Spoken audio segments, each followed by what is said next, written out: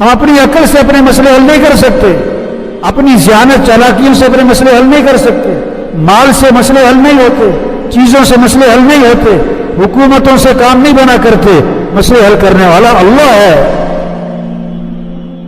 خوشیاں دینے والا اللہ ہے۔ اپنا معاملہ اللہ سے ٹھیک کرو، اللہ ہمارے مسئلے حل کرے گا۔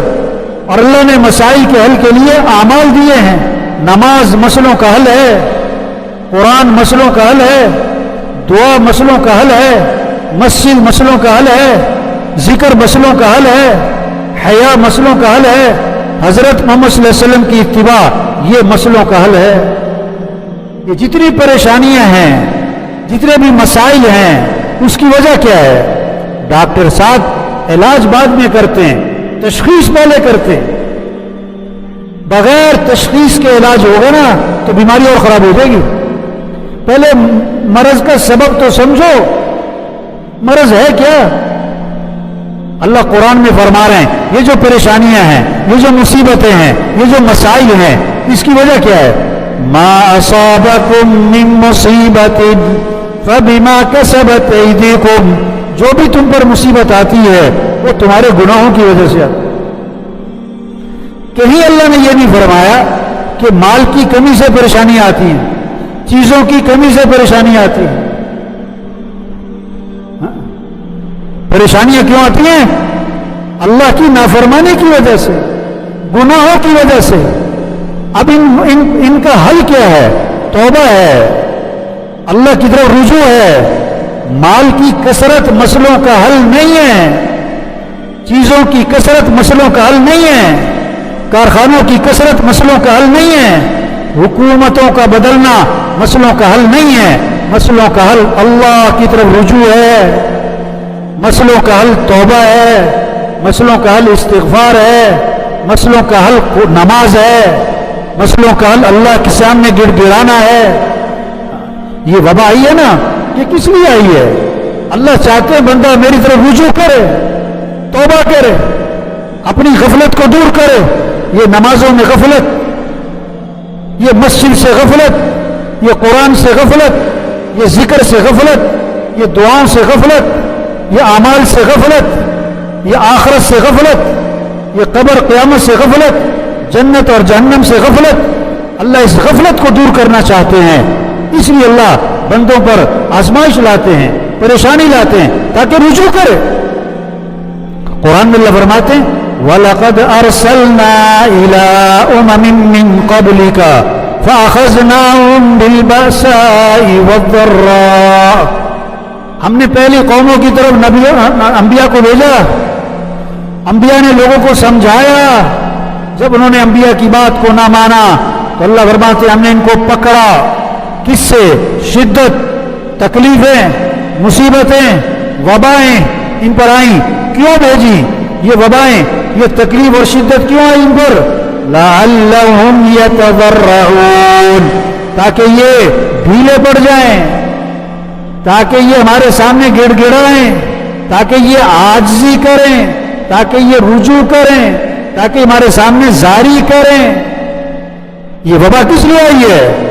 کہ جھوٹ سے نکلو، دھوکے سے نکلو، ظلم کو چھوڑو، بے حیائی کو چھوڑو، اللہ سے غفلت سے باز آ جاؤ۔ فلولا اذ جاءهم بأسنا تضرعوا، اللہ فرما رہے ہیں جب ان پر ہمارا عذاب آیا، ہماری طرف سے سختی آئی، انہوں نے ہماری طرف رجوع کیوں نہیں کیا؟ یہ ہمارے سامنے گڑ گڑائے کیوں نہیں؟ ہمارے سامنے تضرع زاری کیوں نہیں کی انہوں نے؟ اس وبا کا تقاضا تھا تضرع زاری، ڈھیلے پڑ جائیں، اللہ کے سامنے رجوع کریں، غفلت سے نکلیں، عمل کی طرف بھاگیں۔ اب آگے اللہ وجہ بتاتے ہیں کہ یہ شدت اور تکلیف کے باوجود بھی رجوع کیوں نہیں کر رہے؟ وَلَكِنْ قَسَتْ قُلُوبُهُمْ وَزَيَّنَ لَهُمُ الشَّيْطَانُ مَا كَانُوا يَعْمَلُونَ۔ دو وجہ بتائیں، ان کے دل سخت ہو گئے،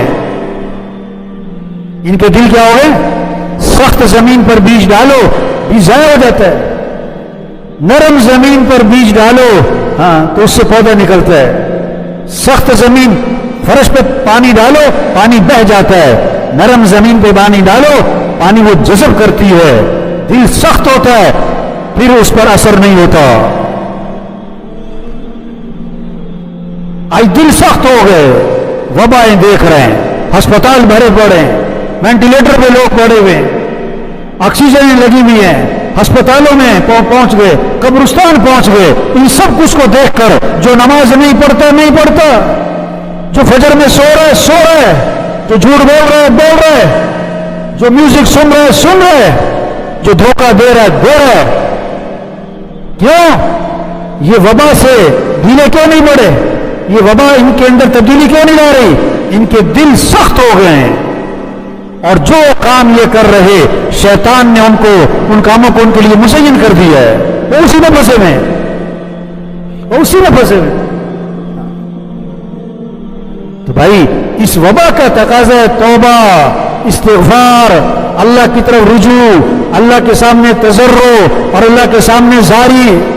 اللہ قرآن میں دھمکی دے رہے ہیں، أَفَأَمِنَ أَهْلُ الْقُرَىٰ أَن يَأْتِيَهُمْ بَأْسُنَا بَيَاتًا وَهُمْ نَائِمُونَ۔ یہ بستیوں والے اس بات سے بے خوف ہیں کہ ان پر اللہ کا عذاب آ جائے اور یہ پڑے سو رہے ہوں۔ أَوَأَمِنَ أَهْلُ الْقُرَىٰ أَن يَأْتِيَهُمْ بَأْسُنَا ضُحًى وَهُمْ يَلْعَبُونَ۔ کہ یہ بستیوں والے اللہ کے عذاب سے بے خوف ہیں کہ اللہ کا ان پر عذاب آ پڑے اور یہ کھیل رہے ہوں، لہو و لعب میں لگے ہوں، کھیل تماشوں میں لگے ہوں۔ آج کس چیز پہ لگے ہوئے؟ موبائل پہ لگے ہوئے۔ تو یہ اس بات سے نڈر ہیں، یہ بے خوف ہیں اس بات سے کہ یہ کھیل تماشوں میں لگے ہوں اور اللہ کا عذاب آ پڑے، کوئی زلزلہ آ جائے، کوئی فرشتے کی چیخ آ جائے، کوئی طوفان آ جائے، آسمان سے پتھر برس جائیں، آسمان سے اولے برس جائیں۔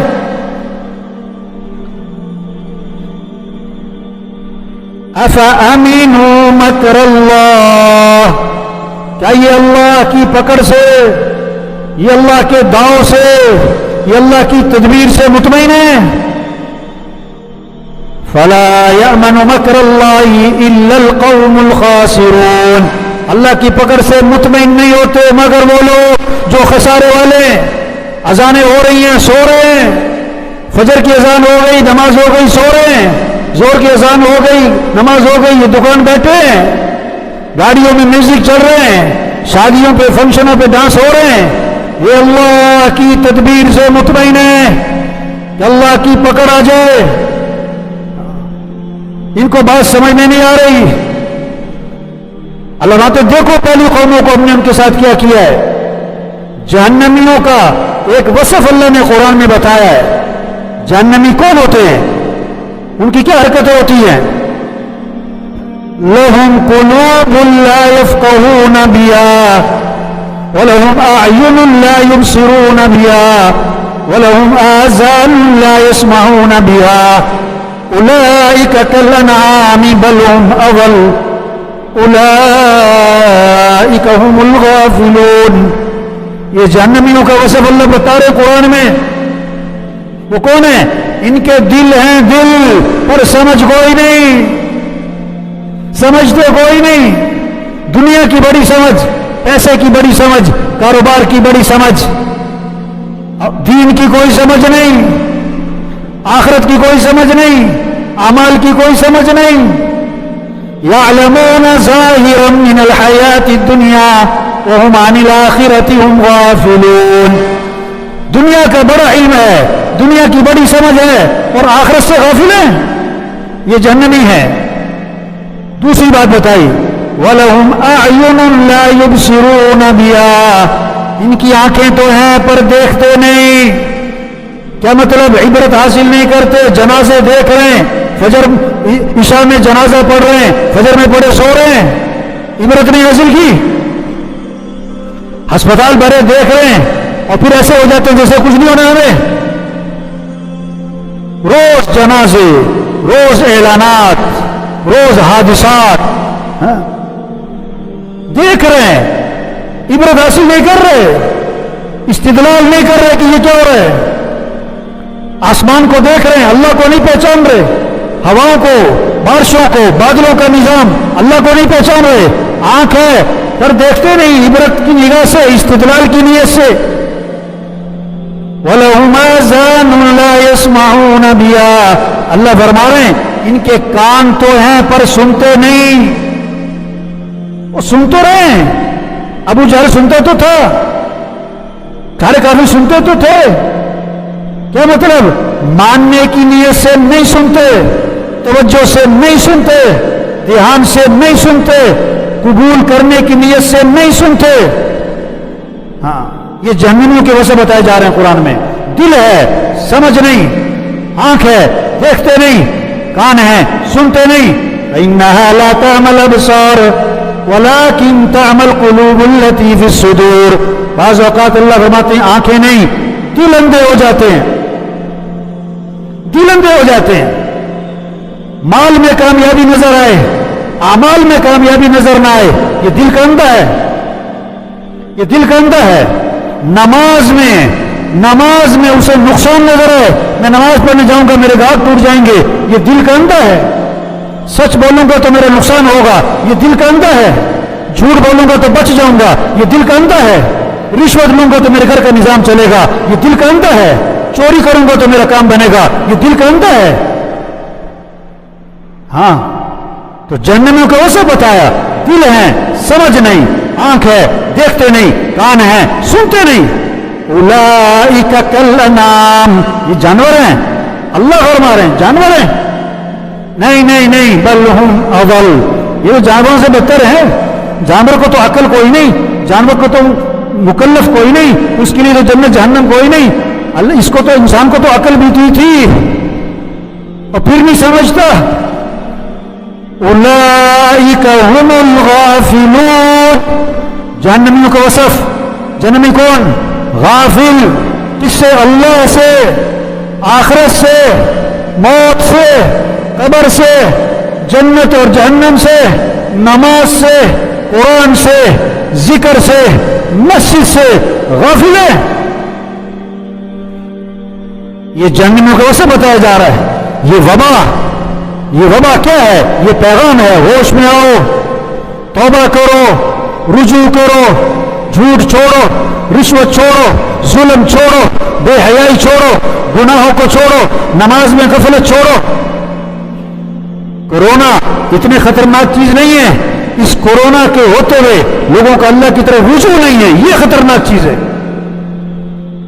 कोरोना की मौत तो